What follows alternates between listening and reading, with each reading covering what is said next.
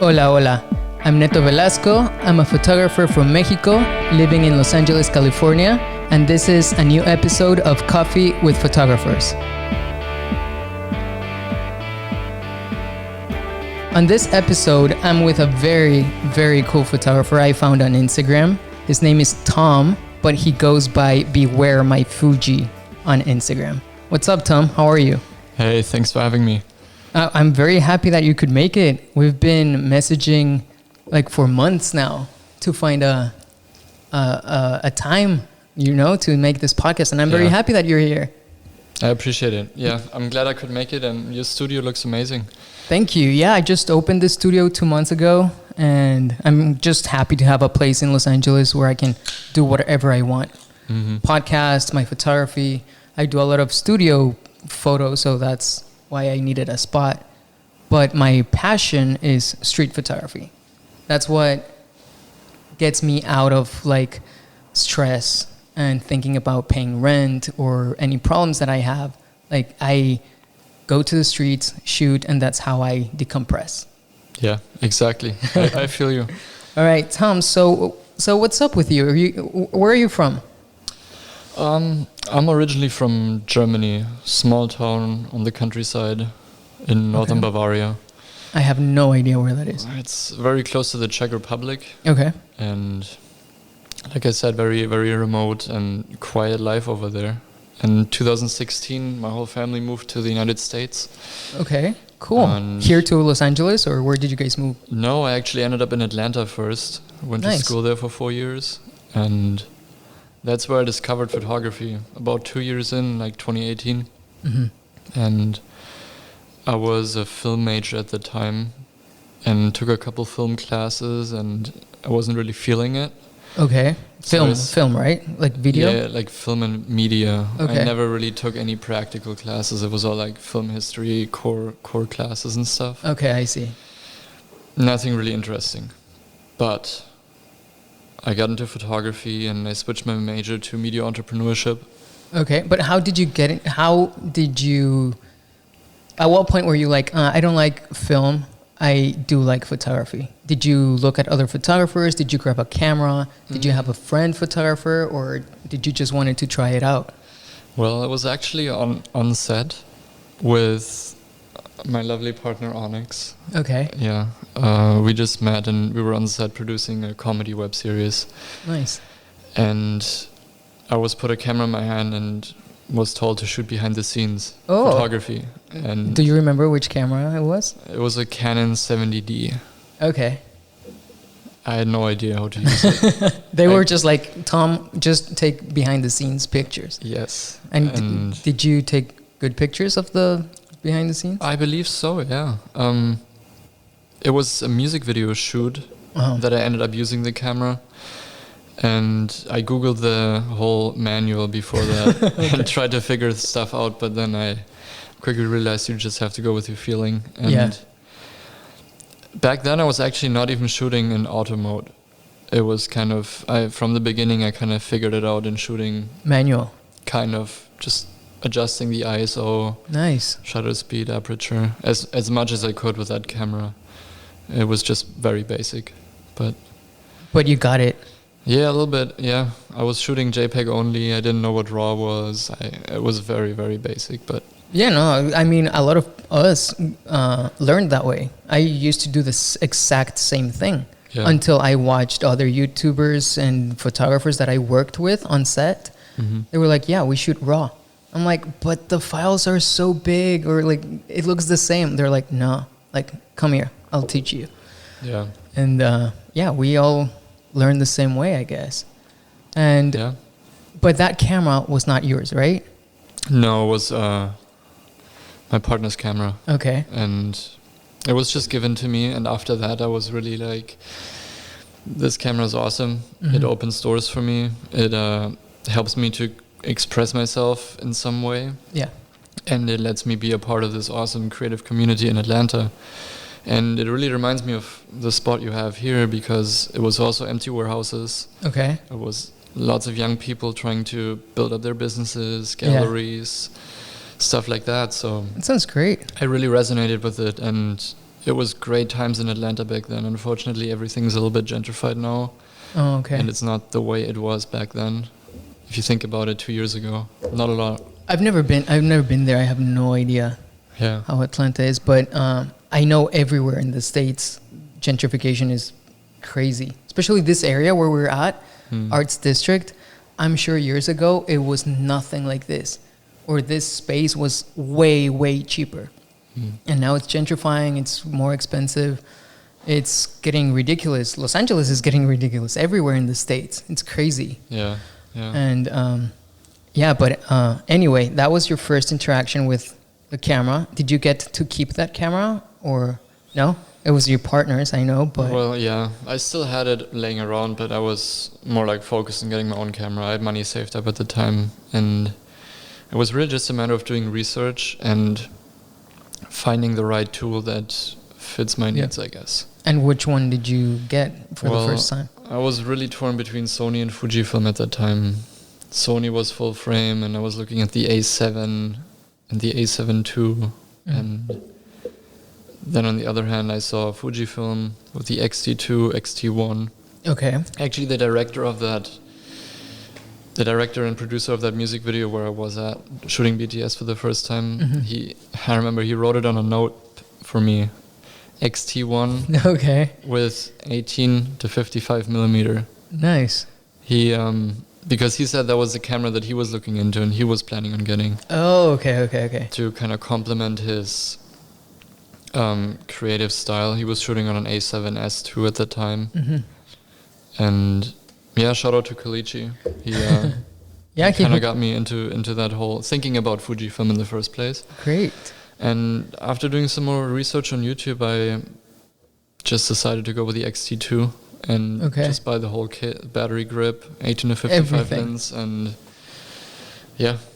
And that was your first camera, like real, like yours? Yes. Okay, and what happened after that? Were you like straight away like, oh, I'm going to shoot street?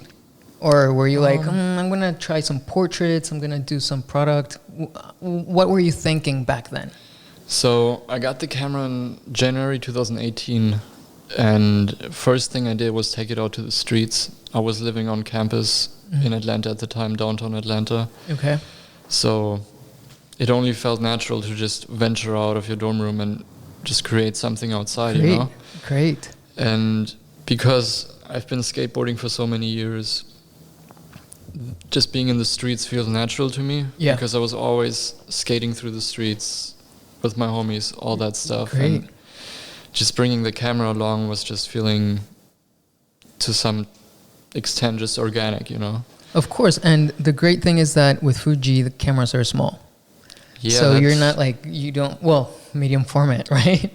I'm looking at your medium format camera, and maybe that's not that small, but the other Fujis, X-T2 that you had, X Pro 3s, X100s, they're small, and as you said, they're like an extension of us. And if you're skateboarding, like the least you want to do is like focus on like bringing a big backpack or anything that will take you away from the moment. Exactly, at least in my perspective, because I skateboard too. I just cruise around the street, and I think that's a great way to get to know a city, because as I've told you before the podcast, I'm not from Los Angeles. I am from Mexico, and I moved here, I think 2015 or 16. And yeah, it was just like grabbing the skateboard and going out and shoot some pictures. So I think skateboarding is a great way to know a city, right? Yeah, definitely, I agree. And just like with the camera, the skateboard has opened a lot of doors for me to tap into the communities, get to know culture here in America in a way that I would have probably never gotten the chance to. Yeah. It's very different here than Germany, right? It is. I mean, Germany is still kind of like a Western country. Okay. So we listen to the same music. Yeah. We use social media the same way, but I think lifestyle-wise, there is a big difference and emphasis on just bringing yourself, like your individual career, your own kind of hustle to the next level. And I feel like that definitely shaped me the way that I am right now. Just living here, learning, interacting with people. And the skateboard is such a great cross-cultural tool because you can just have a good time with anybody at the skate park, at a skate spot. True. And the camera is in some way the same, but if you're on the street with it, it's a little bit different. People see you in a different way. As a skateboarder, you're just, doing your own thing. Yeah. Often when you have a camera in the street, you get people reach out to you, people talk to you. Yeah, true. And that's something that I also really enjoy. Yeah, when I go to the skate park, it's the same way. It feels like a community. Mm-hmm. And this is something I've talked with my photographer friends, is that also photography is a community. And this is the main reason why I'm doing this podcast. I want to know more photographers. I want to hang out with more photographers. I want to create a community where we just chat and grab some coffee. Even if it's 8 p.m. right now, probably we're not going to be sleeping anytime soon. But I think it's just a great way to know like what other photographers think, what they love, and things like that. Because it's a community that we're trying to grow. Mm-hmm. And it feels the same way as skateboarding or photography. And it's very funny because I shoot Canon all my life because I grew up shooting Canon on film. Like I used to develop black and white, and then my first camera was a Canon. So then when I got digital, I chose Canon because that's the only thing I knew. But then when COVID happened during quarantine, I was like depressed. I lost all my clients. I lost all work. I'm like, what? I didn't even like photography, right? And that was the moment I got into Fuji. I purchased the X100V. Nice. And I remember I purchased it like on a Monday. And then Wednesday, I had a client and he said, we're not going to work anymore. Like this COVID thing is destroying everything. I'm like, geez, should I cancel my order for the camera or should I just go with it? And I had some savings. So I was like, you know what? I'm just going to wait for the camera and see what happens. As soon as I got the Fuji camera, like it was so small. I'm like, I just want to go on the streets. Mm-hmm. And that feeling I never felt with Canon because it's just big gear. And it's the gear that I've been using all my life for photo studios or things like commercial work. Mm-hmm. And it's a mentality, like it's in my mind that every time I see Canon, I relate it to money or clients or stress, editing, and things like that, right? But mm-hmm. Fuji is like the thing that gets me out of that stress because I don't have clients. Like they don't pay me to shoot the streets. It's just a way to be myself and be in love with photography again. And why I'm saying this is because when I used to go on the streets with my Canon camera, absolutely like no one would approach me and be like, oh, is that the Canon whatever model, right? When I go out with the Fuji, like people know it and they're like, hey, is that the X100V? Is that the X100T? How are you liking it? And it just feels community. Mm-hmm. It just instantly feels that Fuji is doing something great with the people, that it's building a community that, to be honest, I don't feel other brands are. And I'm very disappointed at other brands, especially because I love using my Canon gear for photography. But I don't really think they're building a good community in the photography business. And like as Fuji, and it just opens so many doors. And even with us in this podcast, like you shoot Fuji, I know about Fuji, and that's why I started following you because of your gear, because of the way you compose the pictures, because of the harsh shadows and all of that. So it's incredible how photography can open doors and get you to know people that you would never meet, like if you were doing something else. That's a good point, yeah. Community in real life, but also on social media, I think. That's something that True. I experienced right from the beginning, and made me really fall in love with my camera probably even more. Just being able to emphasize with so many people from all over the world, and especially through street photography. I don't know, it just makes me happy to see other people being in the street doing what they love, just being creative with what they have. Mm-hmm. And it's motivating, it's I don't know, it just puts a smile on my face. Yeah, and especially here, right, in LA, downtown, I've seen that you're very, like, in downtown a lot.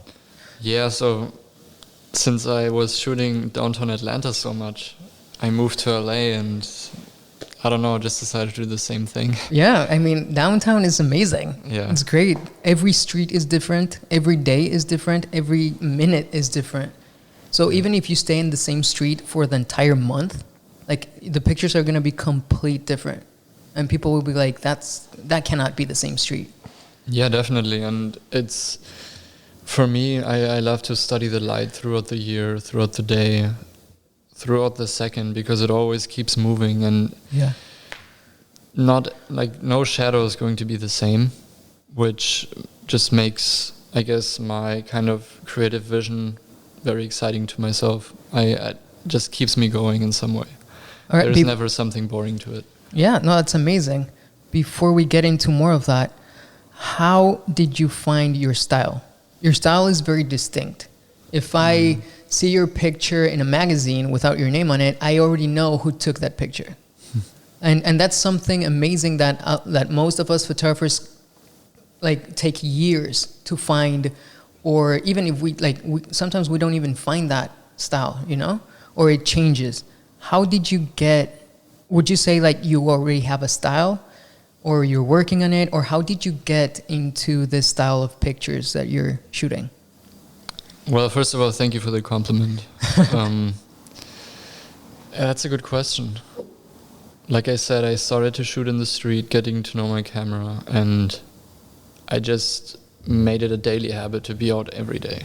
Okay. And just create something, like get a picture, capture a moment that you're happy with, that kind of fulfills you in some way. Mm-hmm.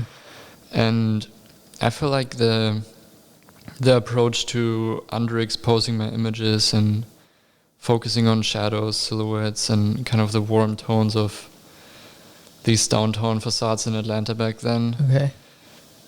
I don't know, it just came through trial and error, and I feel like one day it just made click in my brain. I don't know, it's really hard to describe. I would definitely say it's very organic. There are some people, I guess, that I followed on Instagram in the very, very early stages of being in that whole Instagram space and that photography community. Mm-hmm. There's this one guy, he's from Great Britain. His name is Barney. I still follow him. He was the first person I followed. And he was doing street photography at the time. Now he shoots medium format portraits. Nice. But his street photography back then was awesome. He kind of used kind of deeper shadows, I guess. Mm-hmm. And I saw a silhouette for the first time kind of in a street photography space. And that kind of inspired me from the start. And I told him that, I gave him props to it. And I don't know if he really got the message, but... He didn't reply? Oh, he did. But I don't know if he thinks too much about it. I don't know. Yeah. Sometimes I don't know. I come from a background where I really value personal interaction, and I try to translate it to the social media space. Mm-hmm. But I feel like everybody's just in their different worlds sometimes, and some messages don't go through. But I try to be really just genuine and honest and straight up, and only communicate positive vibes, whether it's in person or online. And yeah, some people definitely inspired me, but just the matter of being outside every day, taking photos every day, and just, I guess, I wouldn't call it practicing, but just, I guess, doing art, being creative every day, that kind of helped me shape my style. Do you ever experience burnout? Like, is there like because you're saying like you try to go every day, has there been any days that you're like, oh geez, like today, like I just don't feel like it? Sometimes I might feel like that in the morning. Okay. But as soon as it's evening and maybe the sun goes down, I definitely kind of want to be outside. Yeah, I don't know, there's just something. As a kid, I was always outside playing, whether it was in the woods or just growing up playing soccer in the street with friends. Mm-hmm. I was always outside, and I don't like sitting in a room or an office all day. And sometimes it really helps to balance myself out. So I wouldn't necessarily say that I've gotten burnout yet. Okay. Yeah, yet.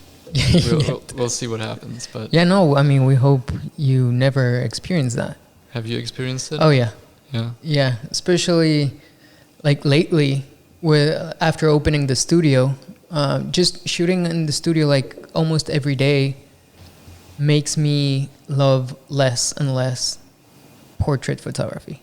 Good So point. that's why I have to do it now because I have to pay the rent for this space, the rent for our home. I need to feed my dogs and all of that. Yeah. So I do it for the money. I do experience burnout, but as I've said, like going out on the streets just like calms me and makes me forget about that burnout that I had, you know? So I'm trying still to find ways to battle that burnout that I sometimes get. And it just like, it's not every day. I mean, we're artists. So one day I'm extremely happy to do a portrait in the studio, you know? But then the next I would, I'm not that happy.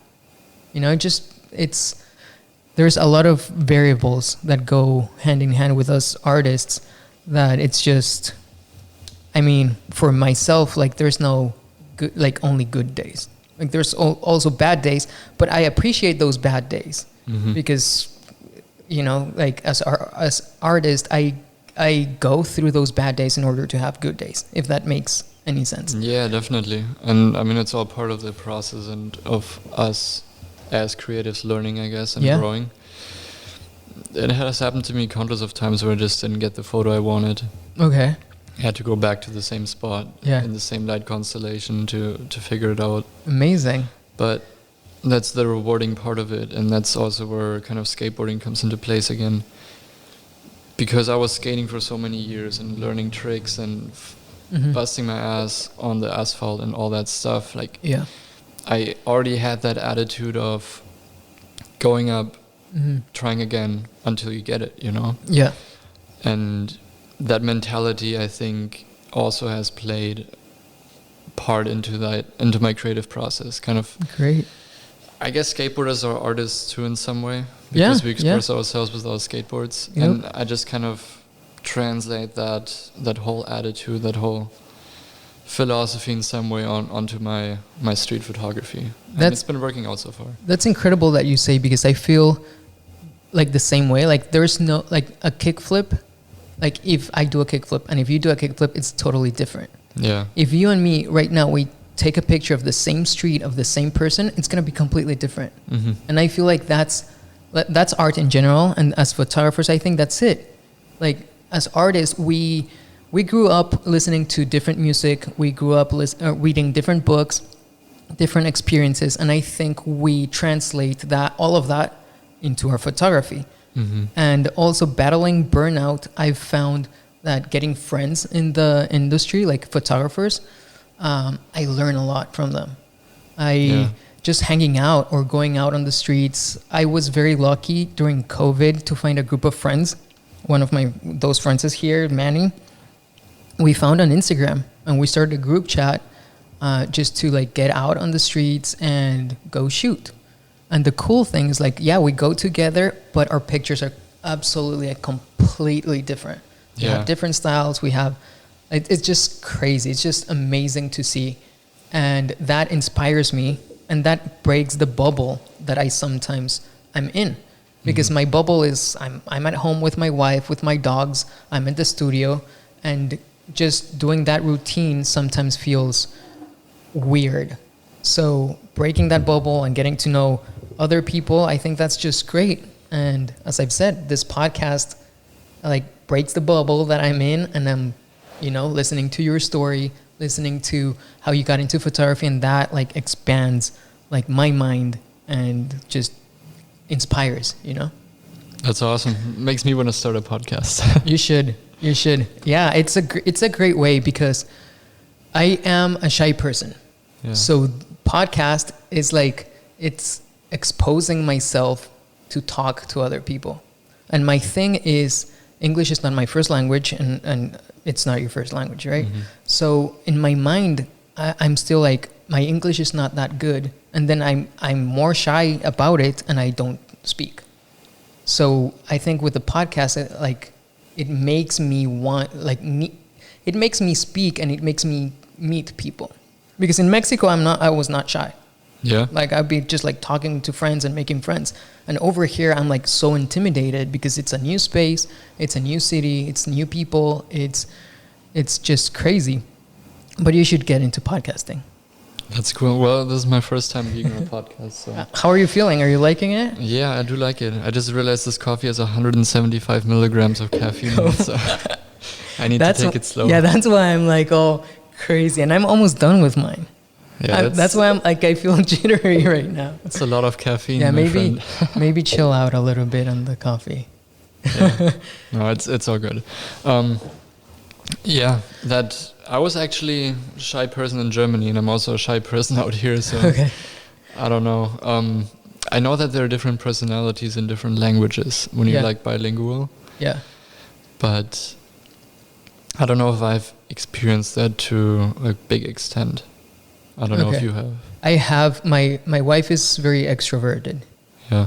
So when we go out together, like she's like dancing and making friends, like the first second we go into a bar, and I just feel like so intimidated. I'm like, holy shit! I'm like not making friends. I'm like, should I go talk to them? Like I have no idea. Like that intimidates me, and slowly, like I'm like trying to get out of that bubble. And social media has helped, like talking to other people, the podcast, and right now, like I'm getting more comfortable meeting new people, and especially if we have something in common, like photography. Oh yeah, for that sure. just opens like so much, like to talk about. Like even if I see someone with a camera, I'm like, hey, that camera looks great, or I start a conversation like, hey, what are you shooting? Mm-hmm. And here in Los Angeles, I've met so many people because of a camera. So that's amazing. And with work, like same thing. Like I've been telling people, buy a camera, and you never know where that camera is gonna take you. And because I shoot a lot of music festivals too. Oh yeah. Yeah. So people always message me like, hey, how do you get into it, or how did you get into traveling? I'm like, just get a camera, buy it, shoot every day, and then it will come. You know, exactly. Like shoot every day. That's the best thing you can do. Yeah. Or let's talk a little bit about gear.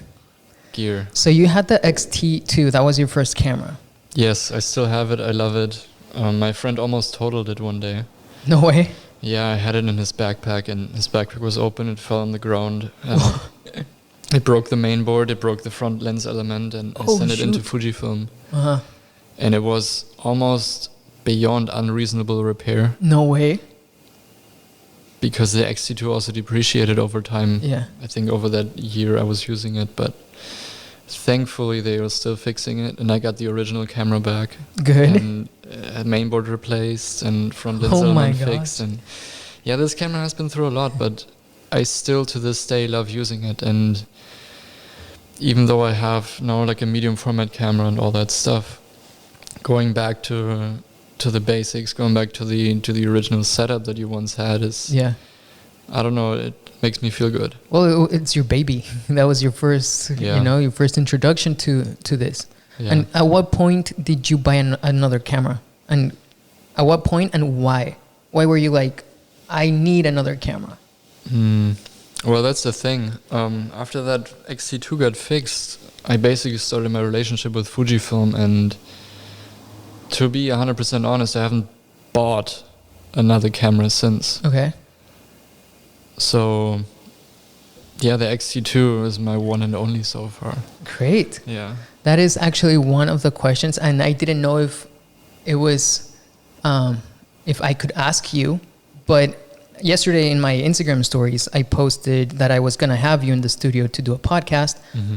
What were the, people just sending me questions? And were they like, do you get free cameras? Well, nothing is free in this world, especially not in America. But I do get cameras for compensation. Let's say I help out with a project, mm-hmm. and the compensation is not money. It might be like a camera body. Okay. You know? Let me actually correct myself. I bought a Canon F1 film camera Oh, no way. sometime last summer. And have you shot film? Yes. Yeah? Yes, it's super fun. And I should do it more often. But I'm kind of... My mind is very set on all this, I guess, now the GFX system. Before there was the X series system. Mm-hmm. I was working on some projects with some new lenses coming out. So Yeah. I was always a little bit occupied on creating with the gear that was given to me. Mm-hmm. So I didn't really had much of a chance to shoot film, but I definitely want to get more and more into it. I also made a lot of friends recently who are into film photography, and Okay. they shoot film medium format, which is a whole nother Nice. world. Yeah. Completely. So I definitely am very keen to dabble into that, and film itself is another challenge. Yeah, but it's great. It's magical. That's how I learned photography, through film. And now, like, I'm trying to shoot more film. I've even told my friend Manny that we should develop our film. I already develop it in my garage, but I want to get Manny to develop film because it's magical, like just seeing the image. Whoa, what's going on outside? There's a lot of sirens. I mean, we're in downtown LA. Yeah. That's like everyday madness yeah. out here. I mean, it was like we're 31 minutes into the podcast, and this is the first time hearing the sirens. I mean, that's pretty good. It's usually every 5 minutes. Oh, wow. Also, helicopters. Oh, yeah, they're all over me in my neighborhood. Yeah? Yeah, I live in Westlake, Okay. so... Yeah, I used to live in Koreatown. It's very close. Yeah, that's right around the corner. Yeah. It's such a cool area. I love being able to still be close to downtown and kind of in the middle of everything. Yeah. Like, not too far away from the beach, not too far away from the mountains, and... Yeah, that's the good thing about Los Angeles is that you have desert, you have mountains, you have forest, like everything within, like just driving 1 hour, an hour and a half. Yeah, it's crazy to be here. I It's remember, such a trip. I know. I remember one day when I moved here. I mean, in Mexico, we have nice weather. Like, it's very, very similar to here. But where I'm from, we don't get snow. So one winter, I snowboarded in Big Bear in the morning, and then I went surfing in the evening. Oh, man. And that was just insane. Like, in the morning, I was like snowboarding in snow, like super cold. And then in the evening, I was just chilling in the beach. Yeah. And I think that just happens here in LA. That's really cool. I want to do that. I haven't surfed before. I haven't snowboarded. Oh, I have to great. try it. But If I do miss the snow a lot. Yeah? Yeah, I haven't seen snow probably in 2 or 3 years. Okay. Yeah, in Germany it always snowed, and you always had like White Christmas. Oh, yeah, I'm sure. And here it's just nothing. Just another day. It just feels very surreal. I know, it's crazy. LA is crazy. So one of the questions that they asked me to ask you is like, how did you, if you plan to go to New York City to shoot street photography? I would love to. I actually went... Halloween 2019 was the last time I was in New York. Okay. Yeah, and it was a very spontaneous weekend trip. Mm-hmm. And I did have my XT2 and my 18-55 on me. That was the only setup and lens combo I had at that time, and I loved using it. I was basically awake for 48 hours. Oh my God. Just shooting or something happened? Well, we went partying, and okay. the Airbnb bailed on us. What? Yeah, it was kind of crazy, but we just... In New York? Yeah. Oh my gosh. I think that's like the worst the worst spot for an Airbnb to be like, nope, like you're not staying here. Yeah, it was a little bit difficult at times to stay up, especially into the second night, but my camera kind of kept me awake. And New York itself has such an interesting pace. Yeah.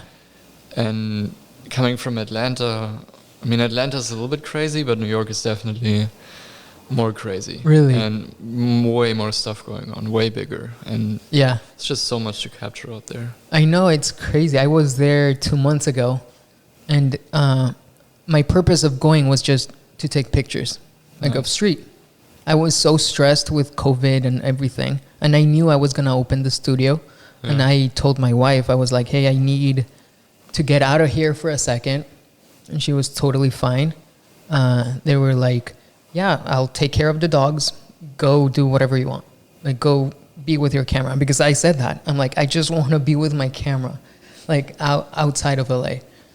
And yeah, New York is completely different. I love New York, though. Yeah. Have you lived over there? No, but when I was younger, I used to go every summer, maybe like for 2 months. Oh, wow. And I used to get all kinds of jobs because I was not legally able to get a job when I was 15, 16.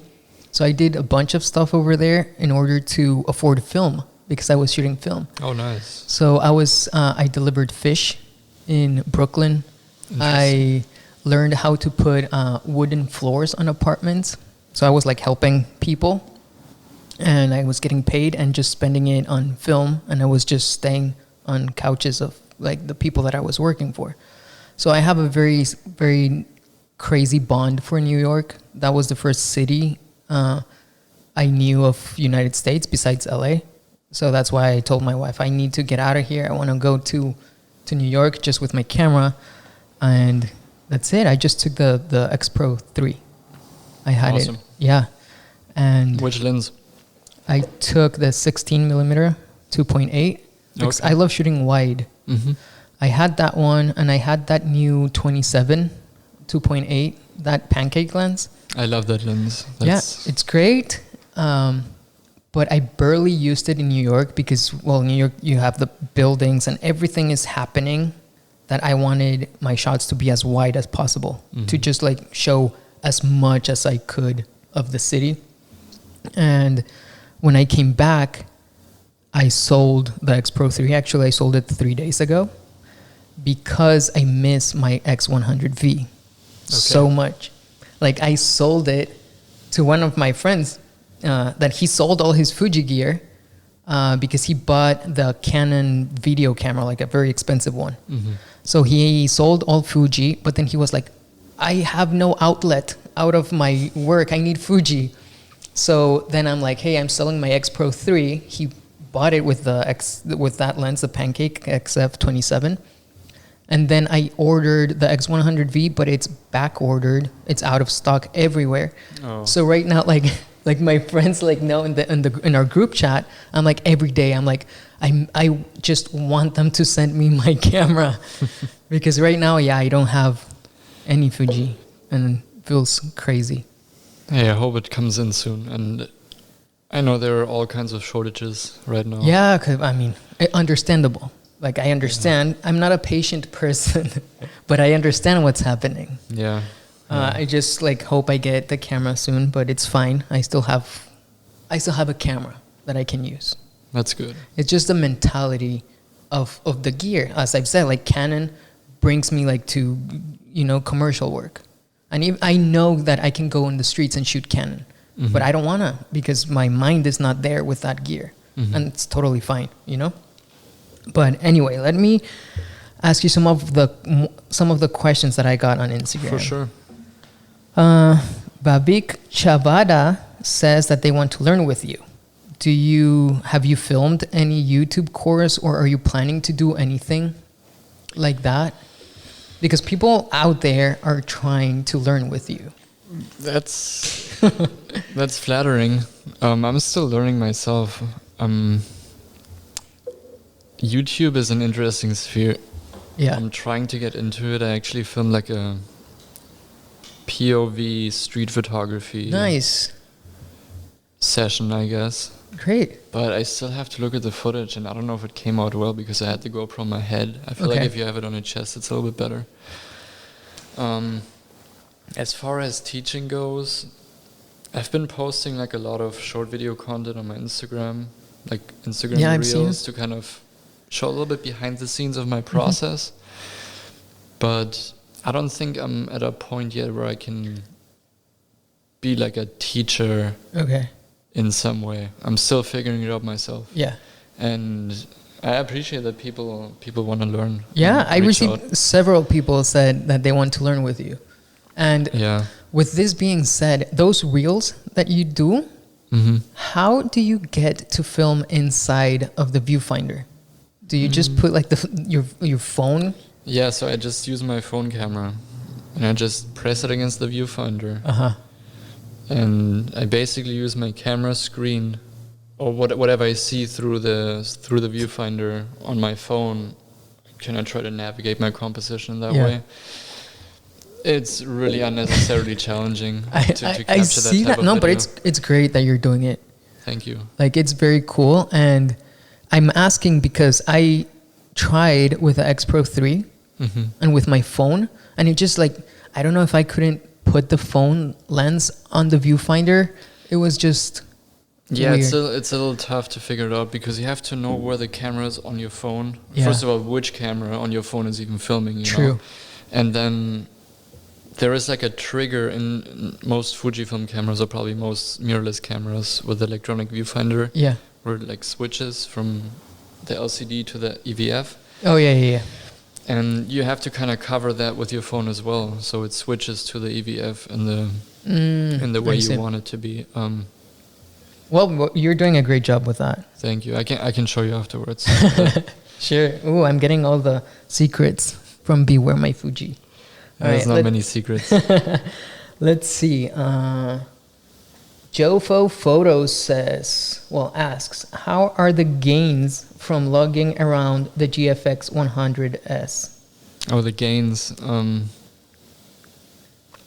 pretty low carb right now, so I'm staying lean. No, I'm just joking. I actually had more gains with the 50 to 140 and the X Pro 3 Okay. when I was carrying that around, because this is not too heavy. It's just the lens that's a little bit chunky.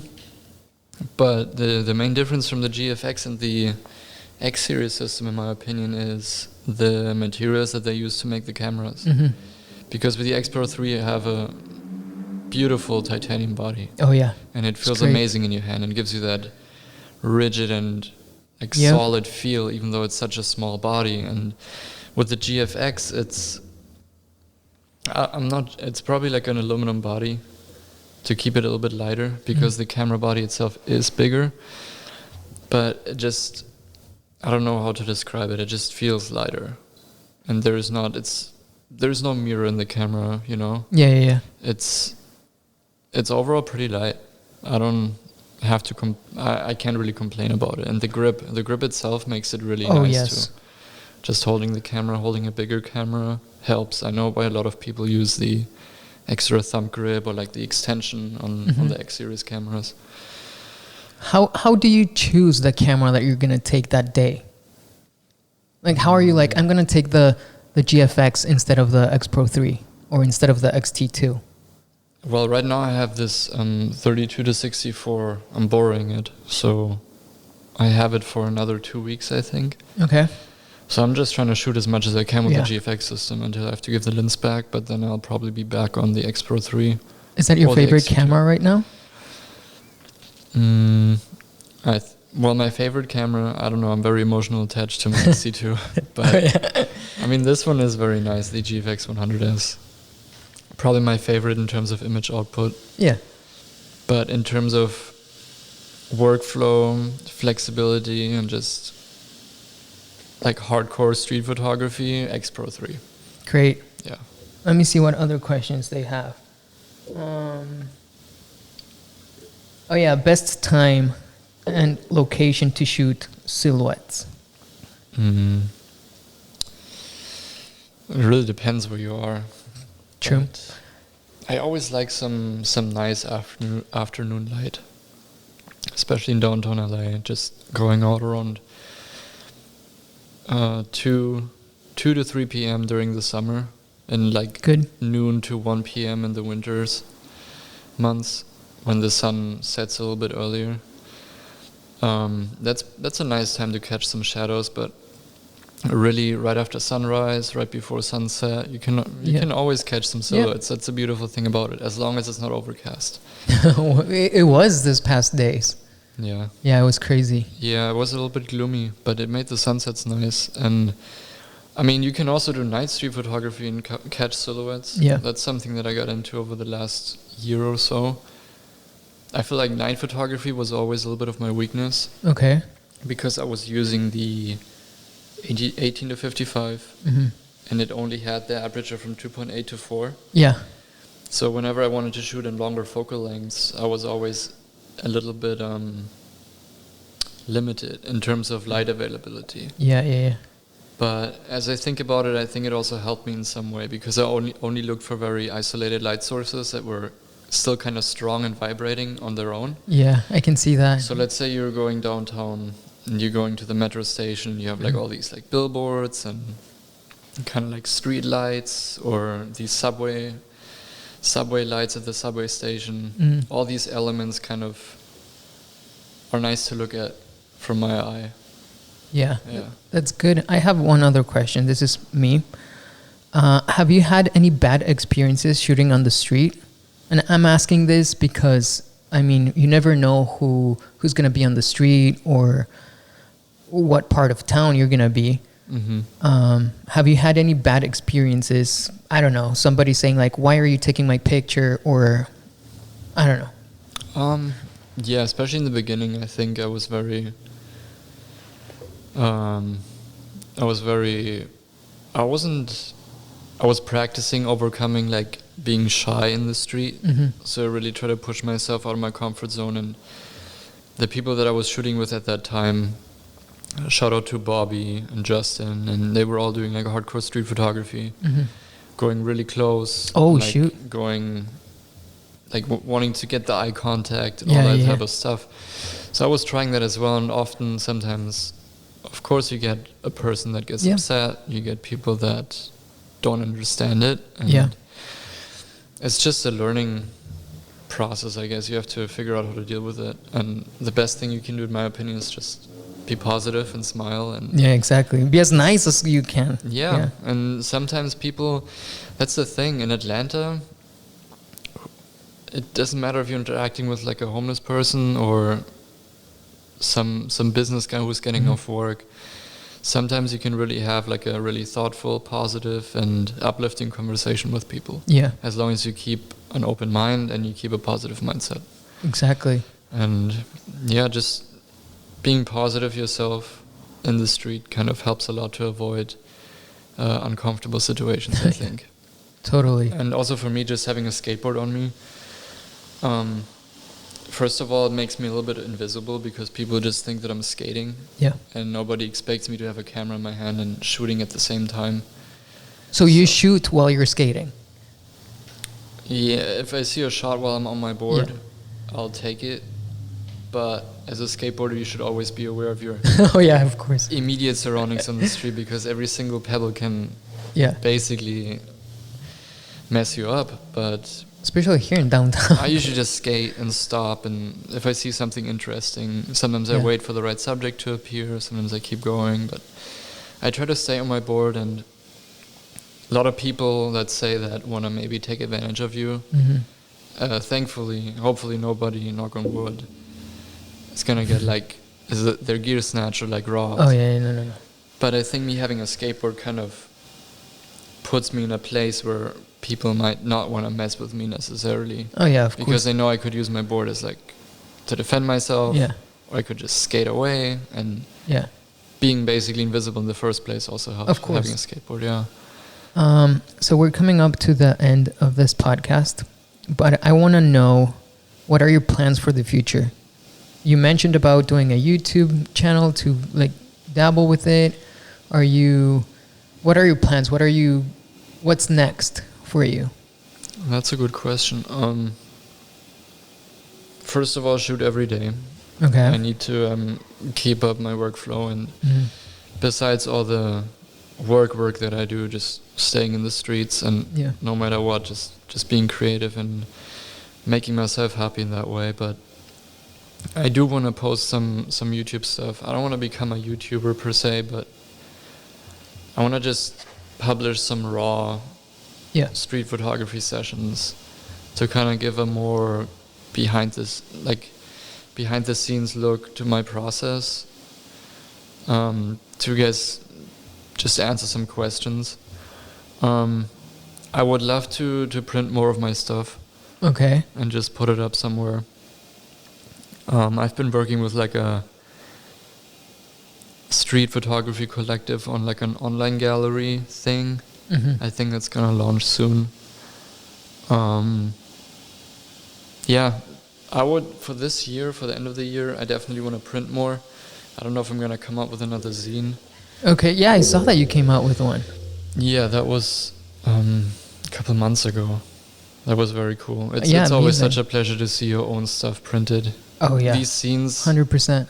I want to keep photography in a way, especially the street photography, to not do it for profit, just for my own sake, and Yeah. just printing and selling whatever people wanna purchase and support. Yeah. I of course appreciate that, but first of all, I think just seeing your own work printed just makes me Yeah, that's great. very happy. It's very fulfilling, and yeah, I want to do that more, printing. That's Great. probably something that's next for me. But other than that, I just have to see what happens. I don't know. Amazing. Well, Yeah. that's great, Tom. I'm very happy that you could make it.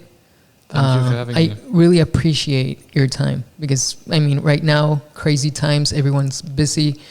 It's just hectic, but I do appreciate your time and coming over here. And I hope you had a nice experience doing your first podcast. Of course, that was really fun, and thanks for having me again. Thanks for taking the time to talk to me and answer some course. questions that others had. Yeah, let's do this more often. Yeah, let's first of all go shoot in the streets Oh, together. Yeah, let's do it. and see what we can do. Let me get my Fuji camera first.